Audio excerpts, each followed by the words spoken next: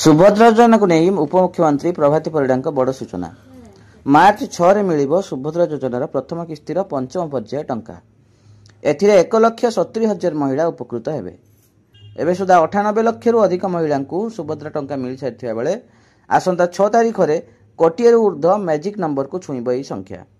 मार्च 8 तारिख आंतर्जातिक महिला दिवस रे द्वितीय किस्तिर टंका दियाजिबो। मार्च 31 तारिख सुभद्रा आवेदनर शेष तारिख। जो माने मार्च 31 आवेदन करिथिबे सेमाने रक्षाबंधन बेलकू 3टी किस्तिर टंका एकाथरके पाइबे।